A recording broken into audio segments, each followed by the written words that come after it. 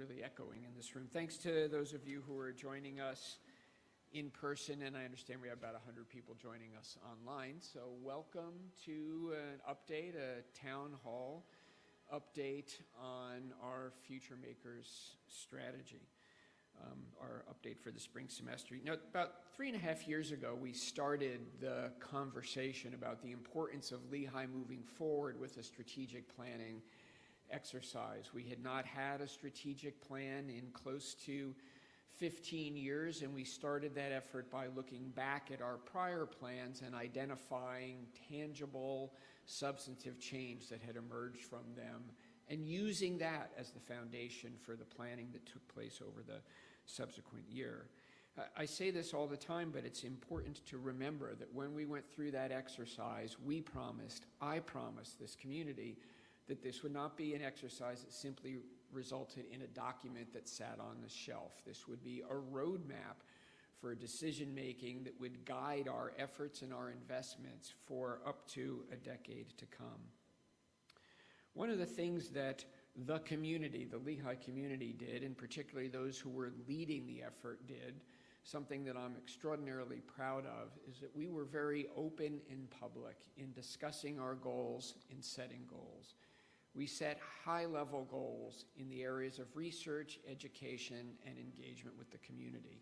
We said very publicly we would go down a path of seeking to double our research funding and research activity within a decade, and this came after a decade in which our research funding had been flat. We said we would be even more deeply interdisciplinary in our educational programs because the importance of those to our students in a competitive and rapidly changing world. And we said we would focus relentlessly on student outcomes and set a goal no less ambitious than taking our strong outcomes and driving them to a level of being among the national leaders within a decade. We also have tried to hold ourselves accountable by setting specific year-to-year goals. And over the course of, the first year of the program, we set goals for year 2 of implementation this year. Goals of naming new research centers, finalizing the development of an exploratory first semester for undergraduate students, launching additional programs, engaging in a review and restructuring potentially of doctoral educational opportunity, and improving our retention rates. Today, Nathan, Mark, and others, Terry, are going to talk about some of the work we've been doing and the progress we've been making with specificity. But I have the privilege of traveling the country to speak to alumni about this. And I think it's worth noting at a moment where higher education is facing some challenges and headwinds. You may have noticed if you open up any news source on a daily basis, there's something interesting happening in the world of higher education. At a moment when that's happening, I think it is important that we not only continue down the path we've been heading down, but we commit to continuing to move forward in this direction as a community by being true to our values, our commitment to community, and investing in the work we've been doing in research and education. We've seen our research funding grow by 50%, depending upon how you measure it, in just 3 years. We're launching new inter-college programs this fall, and our commitment to community remains strong and remains unchanged. And so as you think about the specifics that we're going to be discussing today, and as you think about our work, your work over the course of the next year, I know there are moments right now when it can feel really challenging to be engaged in this work when there's so much public criticism of higher education. And I know it can feel challenging to think about investing in the goals here on top of everything we do in our daily lives, in our current jobs. But I'm here to say to you, it is more important than ever that we, again, remain true to our values, true to our vision, and true to our goals. This is the most important thing we can do for our community. It's the most important thing we can do for our students. And so thanks to all of you online and here in person for showing up to get updated, but also for showing up in the work that you do and helping us drive forward with our strategy and achieving the goals. So I'm going to turn it over to Mark Erickson, our Interim Vice President for Strategic Planning and Initiatives, and Nathan Urban, our Provost. Mark is moving in his seat, so that tells me Mark is the one who's coming up first. right? And they'll carry forward with the conversation. Mark, Nathan, thank you. Thank you. Well, first of all, thank you, Joe. I would just echo and really amplify the comment you made about the importance of the strategy. I think in the world we're in right now, it's going to be more important than ever for us to have a clear North Star. Where are we going? How are we going to get there? And how do we make sure that our priorities really align with where this university is going? So that first. Secondly, just thank you for being here. Thank you for being here in person, or thank you for being here online. I know April is the busiest month on every college campus, so thanks for taking time out of your day to talk about our strategy. Now, I'm going to tag team for the beginning part of this with Nathan. We're just going to give you a quick update about kind of where we are in terms of progress we made and where we're going. We're then going to ask Professor Haiyan Jia, who's going to be coming up and updating us about work of the AI Advisory Group, an important part of what we're folding into the strategy. And then bringing us home will be Terry Ann Jones, who will talk about the exploratory first semester. So we have a fair amount to talk to you about. I'll get moving pretty quickly so we can move through that. So in our section, we want to talk a little bit about timeline, campus engagement, Future Maker grants, the progress we've made this year, and then Nathan's going to give an update on kind of what's happening with the educational innovation, student outcomes, and also incredible research outcomes in terms of where we are. You've seen this slide probably 10 times, I hope, but I think it's important to see again, just to remind us that here's our strategy right here with a 10-year timeline. But at the same time we're doing that, we're raising money to meet the needs of the strategy. We're developing a branding campaign that very much folds into what the strategy is all about. And then we're putting together a long-term campus master plan that is informed at every step along the way by the priorities that come out of the strategy. We are now in year 2 of implementation, but I don't want us to lose sight of the fact that we made great progress in our very first year. And I don't need to go through in great detail all of these, but if you look up at the screen, some pretty significant activity. You look at our Center for Catastrophe Modeling, which really kind of set the standard we're now using for creating these research centers. You look at the Lehigh commitment. Think about the statement that makes about Lehigh for everyone. So major, major progress in that first year. One of the pieces of feedback that we heard in the first year was town halls are great, but they tend to be one way in terms of communication. We recognize that. So part of what we thought about is how can we provide other opportunities for the campus community to engage and give feedback and help shape where we are and where we're going. So you'll see in bold some of the new activities that were put in place for this year. We're still doing the town halls. A lot of people like these town halls. Thank you for enjoying them. But we also did some new and different things. We had 6 small dinners with invited groups of faculty and staff. We, in fact, have one tonight around student outcomes, which was really a chance for us to dig deep with that group about what they're doing. What's working, what's not working, and perhaps most importantly, what more can the university administration do to help you be successful? All key components of the plan. We also put in place 5 Future Maker forums designed specifically for engagement of the community around key initiatives. And hopefully you've all gone to at least one of those. If you haven't, I think this is something we'll probably continue into next year.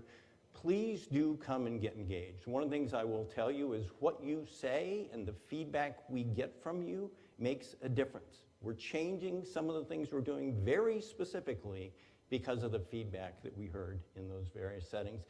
And then, of course, with AI becoming more front and center and how we think, we're folding that into the strategy in a very deliberate way. There was an AI summit talking about that. But lots of other activities too, day-to-day. Many of you will be part of that.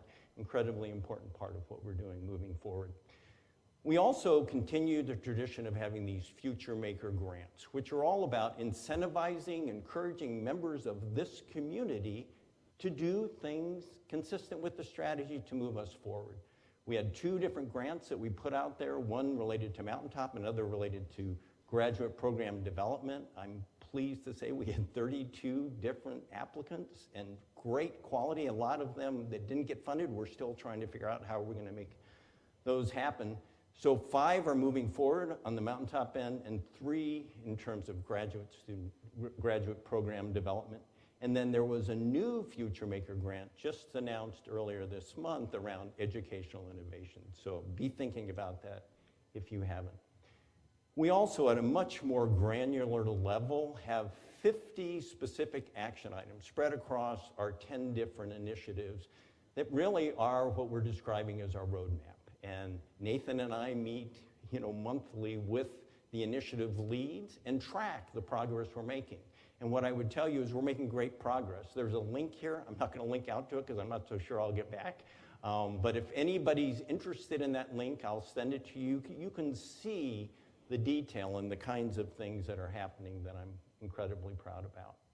If you look at a very top level, kind of what are some of the big things that we're trying to do this year and where are we?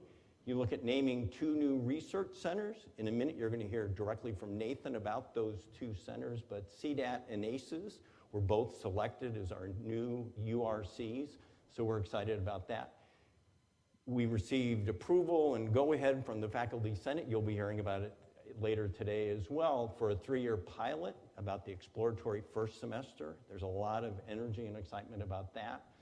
We have a community economic impact report that's well underway. We looked at a draft of that just the other day. We hope to have that done by the end of the semester. And then we have a number of online and in-person graduate programs that are in the works. And one of our goals was to increase graduate applications by 10%.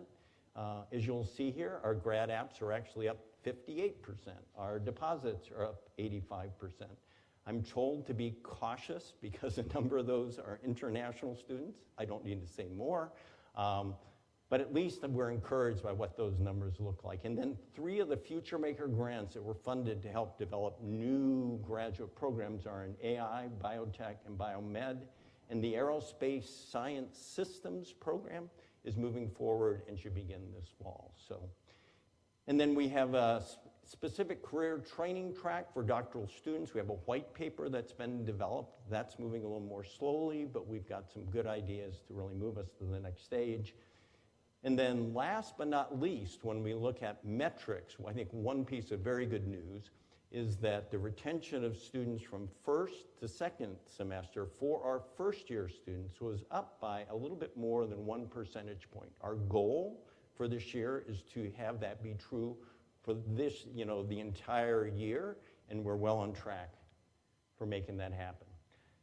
I also want to call out this particular initiative because I think sometimes in all the activity that's happening with the strategy, this gets lost, but Org of the Future, as you'll recall, is all about us holding up a mirror to ourselves and saying, how can we do this better? How can we be more responsive to faculty, staff, and students? How can we be more efficient?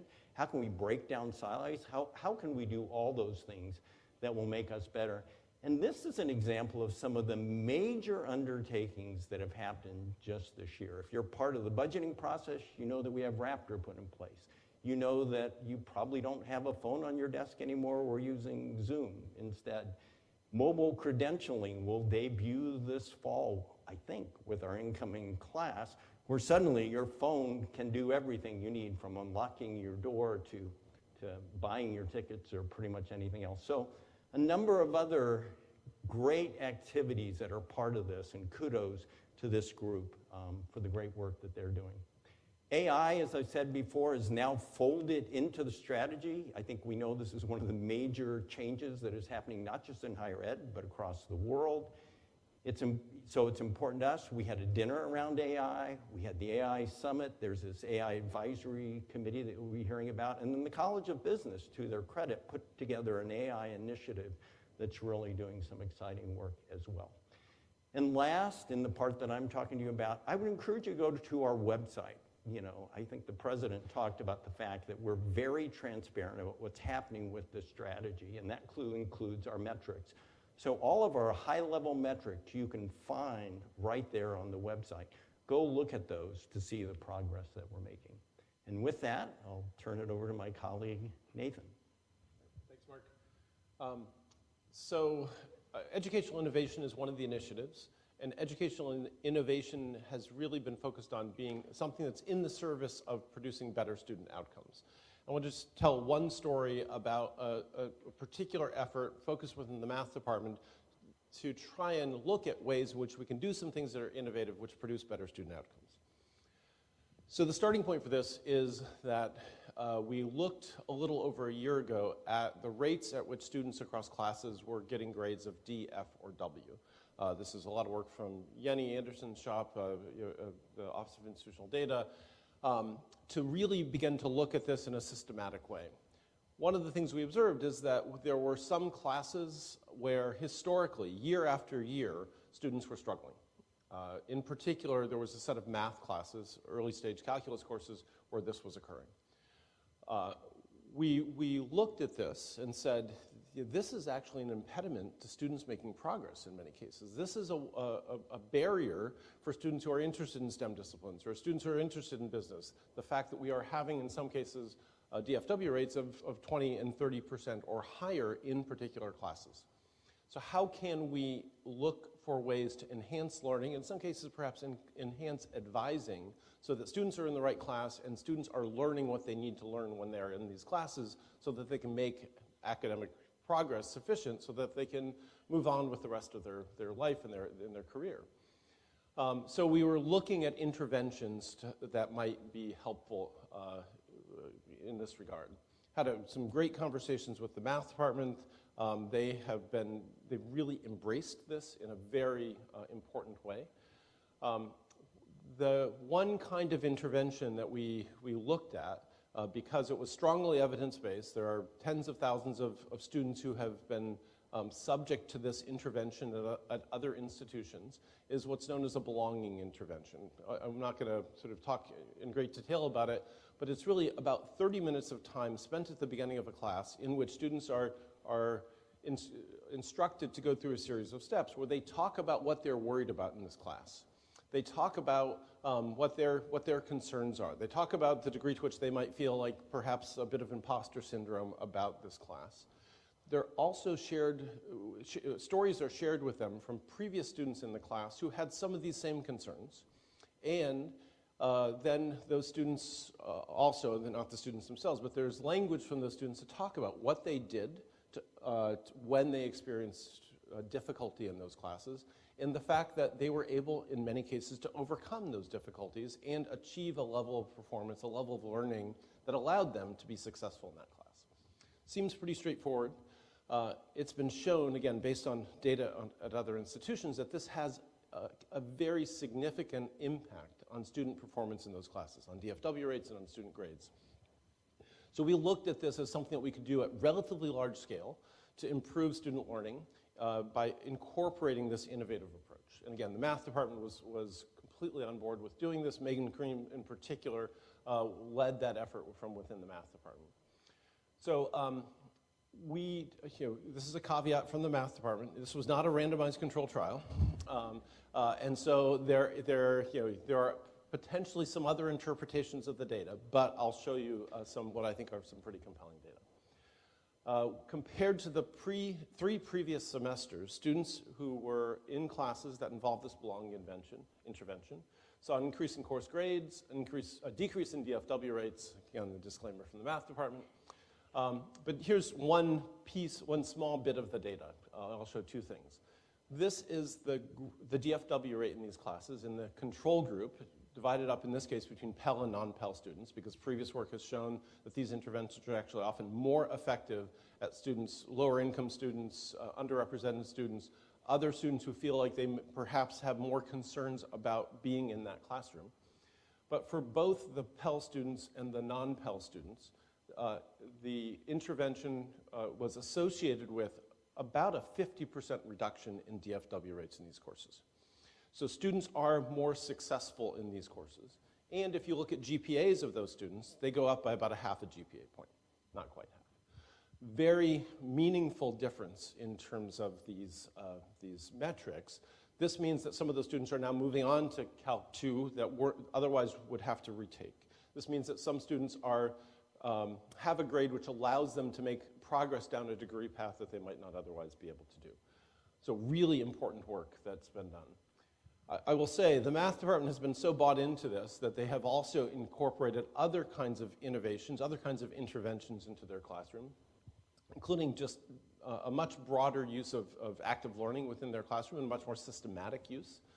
They've been sort of open to doing some experiments around using generative AI tutors in math courses. That's something that's got a little slower start than we had hoped. But also a collaboration between math and mechanical engineering and the Brian Slocum's design labs created 2 sections of a Calc 2 course that's being called Calculus for Makers. I mean, this is actually kind of an extra 1-credit recitation section, if you will, for those courses, where in this kind of extra 1-credit session, students are designing and building things, devices, that incorporate and make use of the concepts that they're learning in Calc 2. So the math department has, as I said, really embraced this, and I would argue that we have one of the most innovative calculus curricula in the country because of this work that's happened over the last 15 or 16 months. So really, I think, great progress in this respect. And for all these interventions, we're being very thoughtful about assessing whether or not these interventions are having a positive effect. What's the effect? For whom is the effect largest? All of those kinds of things, which I think is really fabulous. I also then want to talk just a little bit about the new university research centers and about research in general. So we've had a really good run recently in terms of research. I think all of you should know that we became an R1 university recently. We've had multiple faculty awards. I'll just mention 2 here. Hannah Daly from Mechanical Engineering was awarded a PCASE Award, Presidential Early Career Award in Science and Engineering. This is about a couple hundred people across the country win this each year. It's our first PCASE here at Lehigh for about 20 years. So really high distinction at the kind of more junior faculty level. And then Dan Frangopol from Civil and Environmental Engineering was named a member of the National Academy of Engineering, the first new member of the Academy that we've had since we poached Elsa Reichmanis from Georgia Tech. I don't know actually when the last time that one of a Lehigh faculty member, while at Lehigh, became a member of the National Academy of Engineering. As I'm saying this, I feel like I should know that, but I don't. So some great success. We also had 6 faculty named to the National Academy of Inventors, and this is not only related to research, but also related to innovation and entrepreneurship, and there's a lot of work that's happening here around that. Sort of Lisa Getzler is the Vice Provost for Entrepreneurship. One thing that I'll mention, every year we do an Innovate Celebrate event, and this year that Innovate Celebrate event will have certainly a focus on student entrepreneurs, but also we'll have a panel discussion of faculty entrepreneurs here at Lehigh, which I think is a great moment for us because through Lisa's work, through the work of the support for the National Science Foundation for the Research Translation Accelerator, we're doing much more in terms of faculty innovation and entrepreneurship, startup company formation than we did a few years ago.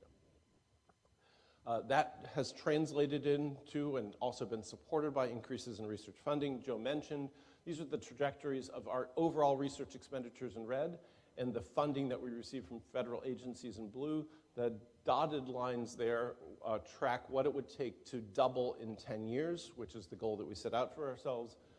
You can see right now we're well ahead of that doubling rate. This is kind of a bit of an eye chart, but this is the growth by college, and you can see here growth in engineering, growth in arts and sciences, growth in the College of Education, and the addition of the College of Health, the little blue bar at the top of that bar. So it's been a broad-based approach to growth of research. We also this year created the new university research centers. I'll be very brief here. The 2 centers are, one is focused on electrification of the economy. That center is called ACES, Advancing Community Electrification Solutions. The challenge that center is trying to meet is really, catastrophe modeling is going well. The challenge that ACES is trying to meet is essentially depicted in this graph here. After many years of increased electricity demand across the country, we went through a period where there was essentially no increase in demand for electricity. This is largely because of efficiency. But recently, we've begun to see an increase in demand for electricity. That's driven by the electrification of transportation. Many of us drive electric vehicles.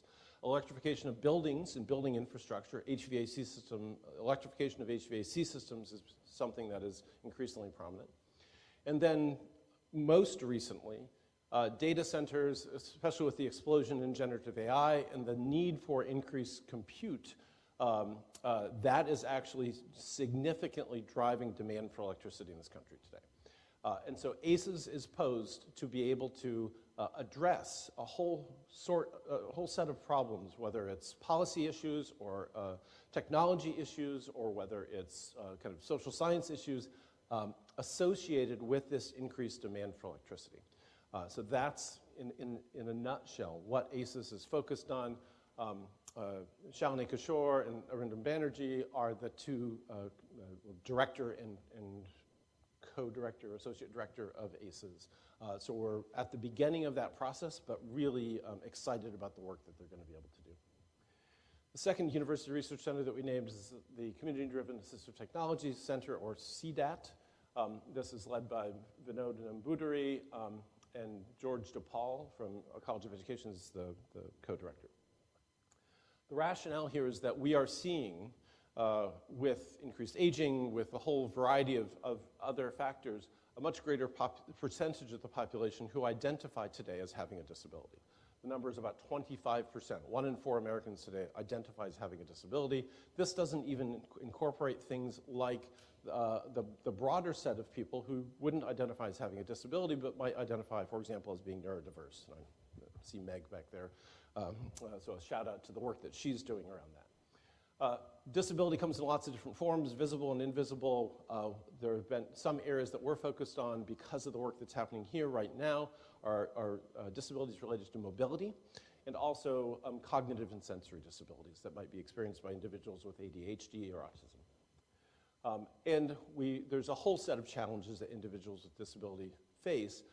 In particular, the center is focused on the challenges associated with life transitions. So, for example, you're a high school kid who's figured out how to manage high school with whatever disability you have. You're now asked to pick up, move potentially across the country, go to college, find yourself in a completely different environment. That transition is hard. It upends many of the things that you've put in place, many of the things that you've learned to deal with your disability. We want to make sure that we are providing resources, sort of new technologies, looking at policy issues associated with allowing people to make those kinds of transitions more easily and more successfully. That's the essence of CDAT. Right. And I would say an important, this center recognizes that there are a whole host of technologies, robotics, automation, AI, available today that should make those transitions easier. And we want to make sure that we are incorporating those technologies in the approaches that we're taking. All right, so that's the kind of state of the art with respect to those two particular initiatives that have come out of the Lehigh strategy. I'm going to now turn it over to Hayan to talk about some of the work that's still in draft form from this advisory group on generative AI that we put together recently, that's reporting or providing the report to me and to Chris. But elements of that report, at least a version of that report, will be available to the broader campus community. So, Hayan. Thank you, Provost Urban. Okay, it's my pleasure to be here to present the work by the Generative AI Advisory Committee. I would like to first note that this is work in progress. We expect that more engagement with a much broader campus will happen in the near future. So this committee was established, let me see if I can make this work. Okay, this year in January, and explore 3 major questions related to access opportunity, support needs, and policy gaps related to generative AI in education, research, and operation. The group met throughout the semester, focusing on 5 areas. 1, reviewing report and research in higher ed and industry. 2, identifying existing effort at Lehigh. 3, analyzing gaps in existing Lehigh policies for understanding perspectives and needs of our faculty, staff, and unit leadership. And 5, developing recommendations for the next steps. I would like to use my time to talk about these 5 things briefly. First of all, there's no doubt that AI is reshaping higher ed and the broader society. So a 2024 study shows nearly 90% of the institutions are working on AI-related strategy. Nearly 70% of leaders say that AI literacy is critical for their operations on a daily basis, and competitiveness. Our students are demanding universities to keep up as well. So one study showed 81% of class 2027 asked institutions to prepare them with AI skills. Universities are responding to this by creating courses, majors, colleges, and campus-wide initiatives focusing on AI. Our own campus, as our Provost and Vice President have talked about, there are many related efforts that have been happening within weeks of the launch of ChatGPT. LTS created our own website, ai.lehigh.edu. A group of faculty and staff created Lehigh AI, which is a Future Maker grant-funded digital hub for resources. We had our AI at Lehigh Summit on January 9th. Offices such as CITL, iDisk, and even Humanities Centers are hosting workshops, symposia, talks, and conferences. We're hosting one talk today, right now, actually. I came direct from there. We have our Humanities AI conference next week. Hopefully some of you will be able to make that. Our faculty from departments, some are not surprising, computer science and engineering, decision technology, analytics, and management, but others you might not know in theater, art, architecture, and design, as well as my own department, journalism and communication, have been offering dozens of AI courses in the past couple of years. Operationally, several administrative units have been adopting AI for specific use cases, such as admissions for customized communication, University of Communication for content enhancement, LTS for enhanced search and chatbots, and Office of Research for grant document review. To better understand perspectives and needs and to form data-informed recommendations, our committee recently launched a faculty survey and a staff survey. The data I'm about to present is based on responses from 31 of our faculty.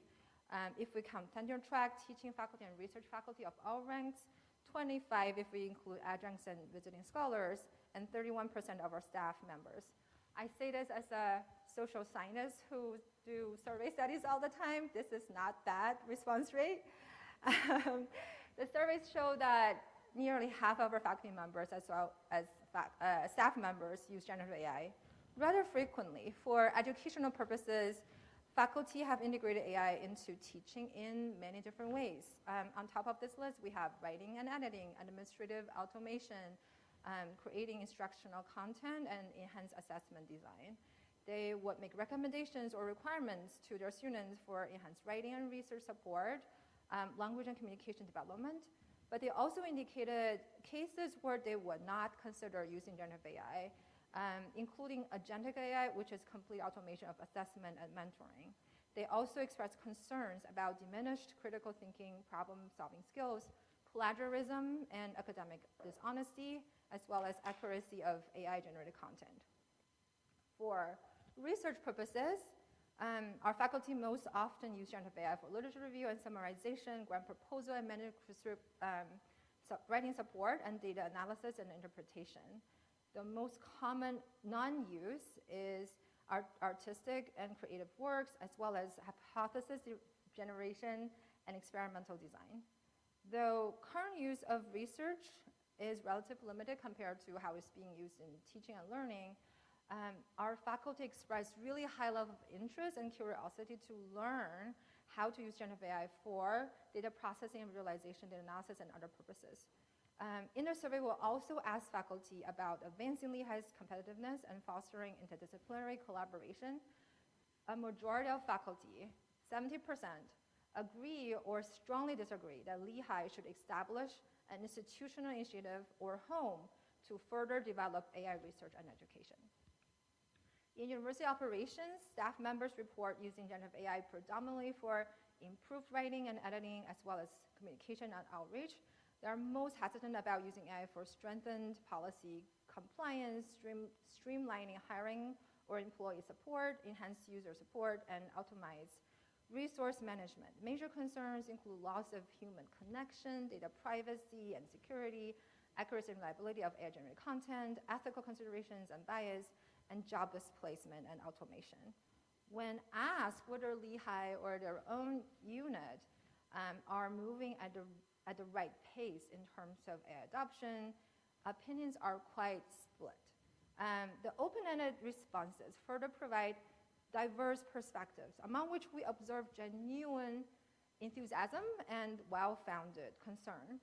Faculty and staff demand to have open, inclusive conversations, to keep humans at the center of our decision-making, and to sustain the residential college experience and the strong connections we've been fostering on our campus with our students, alumni, and communities.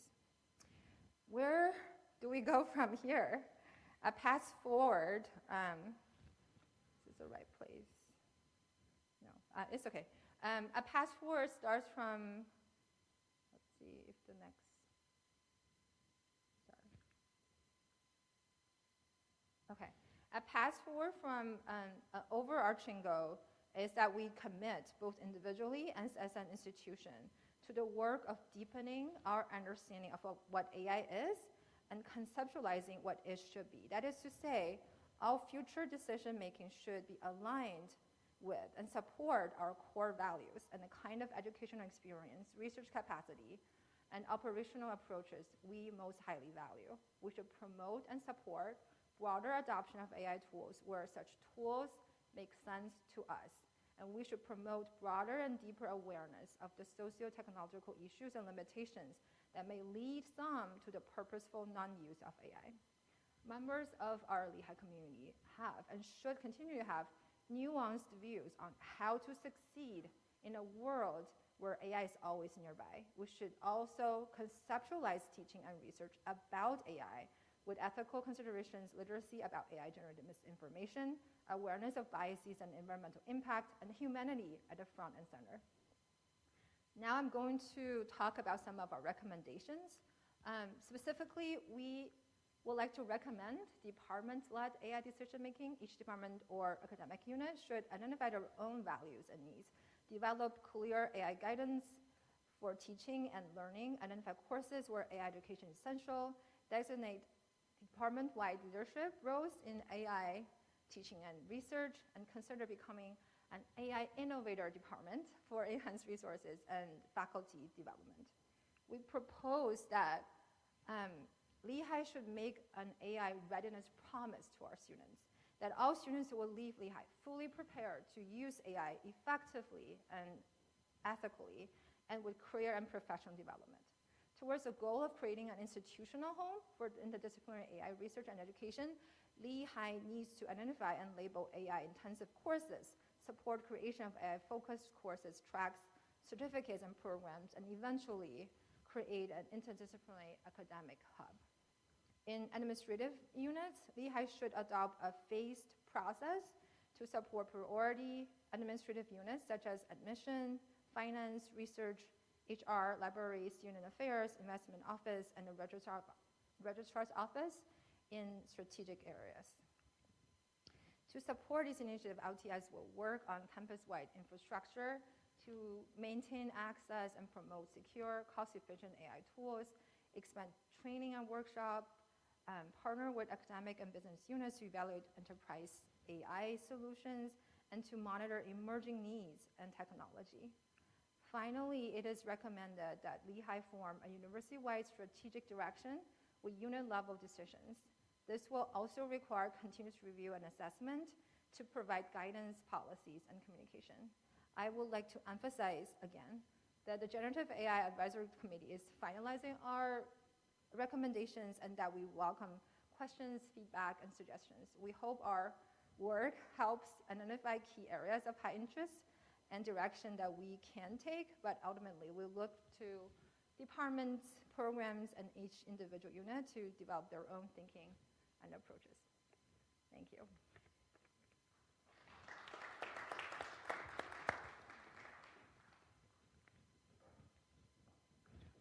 Carrie, you can bring us home, and then at the end we'll have an opportunity for questions on. Thank you for being here. Sorry. Excited to talk about Explore Lehigh, which I'm now calling Excel for short. So what is Explore Lehigh? Well, it's an opportunity for first-year students to spend their first semester not committed to a particular college, but really exploring all of the colleges in some way, but with a focus on two in particular. It starts the summer before they matriculate, and it starts with a lot of advising. So the program is quite heavily scaffolded with academic advising, peer mentoring, faculty mentoring, and a career coach. And so the students have a lot of support.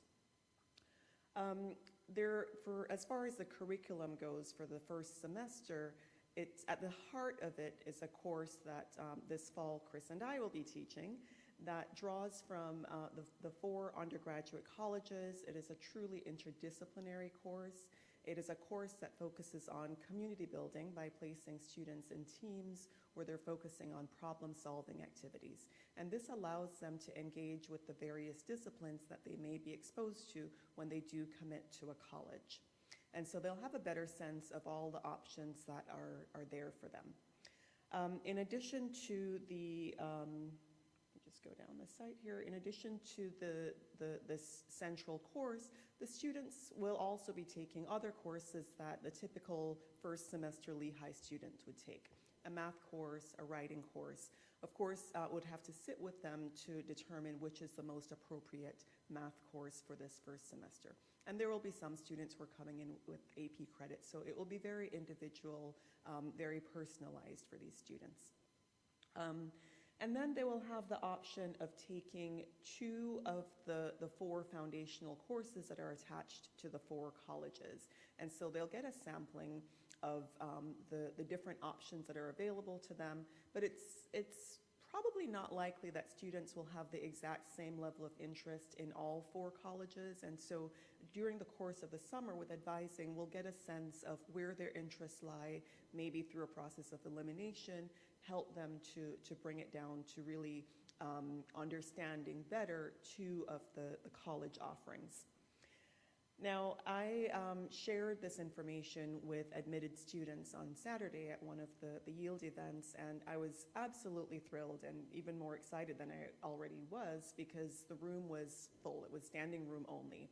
And there was so much interest in this program, which suggested to me that there really is a need. There is a need for students to have that freedom. As one student in a focus group that I conducted while this was being developed said, I need to embrace the ambiguity. Right? So we want to help them to not feel left out because they feel ambivalent about what they might want to do, but rather we want to encourage that. We want to really help them to see that it's not only okay, but it's terrific that they want to explore, that they have these multiple interests.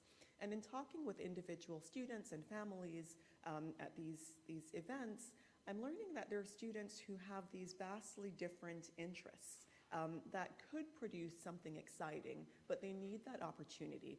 And yes, at Lehigh, students do have the opportunity to change colleges, but we would rather do that in a context in which they are supported by faculty, by advisors, by the CCPD, where they're just not on their own kind of flailing and perhaps even slowing their progress toward their degree, but rather they're able to do this in a supported environment and really make informed choices. So ultimately, once they've completed or gotten close to completion of this coursework, toward the end of the semester. So we're targeting the first week of November, which leads into the advising period. They will have determined at that point which college they're going to transition into. And we're not thinking of these students as transferring. These students will not need to go through any additional application process. We're selecting students from this program who are eligible to enter any of the 4 undergraduate colleges or the 3 of the IC programs. And so they will have a seamless transition into these programs. They will be well prepared. They will be kind of handing off the advising to one of these colleges or IC programs so that there's no disruption, there's no additional application process, no additional criteria for them to meet once they've gone through this semester process. As far as students being admitted into the program, as I've mentioned, I've been attending the yield events. At this stage, given the timing of the approval of the program, we weren't able to have students apply directly into it, but rather we're informing them of it. And I'm very explicit when I attend these events that for students who already know what they want to do, for students who have a sense of the college or the direction that they want to take their academic careers, this is not the program for them. This is a program specifically for students who want that opportunity to explore, who are uncertain about what it is they want to do, and who are more likely to enter one college and then switch to another in the following semester. And so we're very clear about the target audience for this program. And there are many out there. So in the coming years and starting this fall, students will be able to apply directly into the program when they apply for Lehigh. They will specify colleges of interest, but they will specify that they want to be in this particular program. And as I mentioned before, they will need to have met the criteria for admission into any of the undergraduate colleges or IC programs. I'm happy to take any questions about this.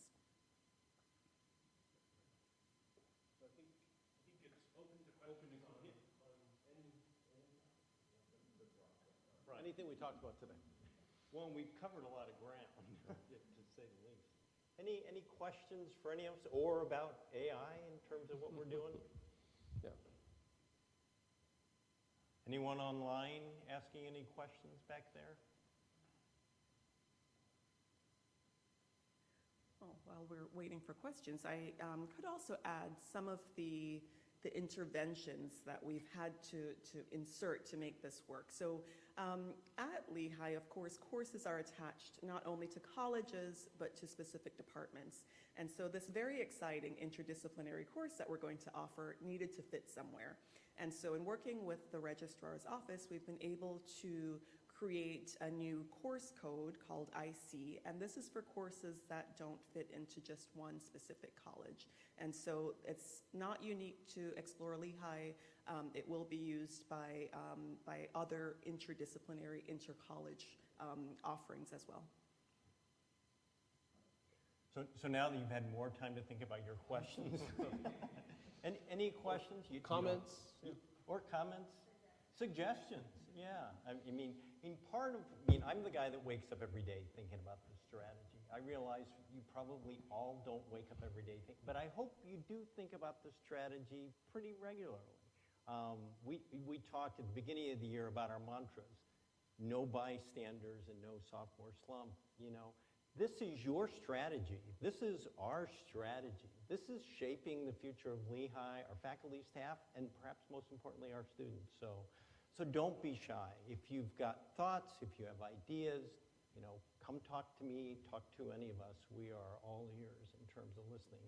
I think you can see there's a lot happening, a lot of exciting things happening. I was energized yesterday in the business college where they said, so how are we telling this story externally? Can our marketing office help you talk about some of these sorts of things? So there are good things happening, but they're not happening without you. They're happening with you. So, Lindsay?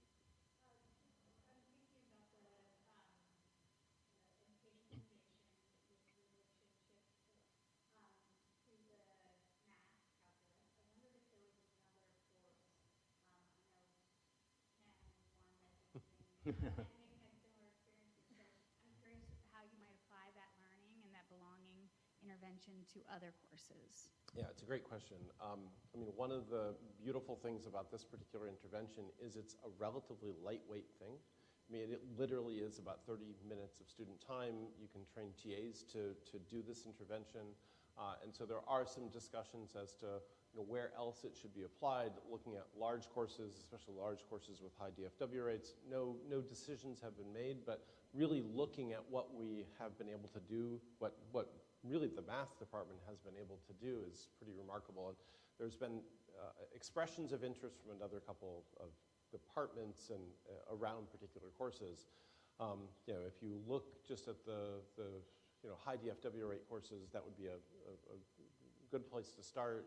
Certainly chemistry has some, a range of departments have individual courses where I think this kind of intervention could be applied.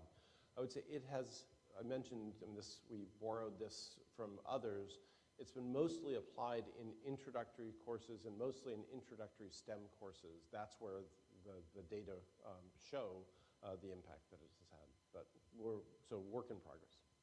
If I could add, one small concern that we have is not wanting the students to be saturated with this, not wanting to reach the same students over and over, because we're concerned that it may lose a bit of impact then, but indeed other departments are being considered. Yanni?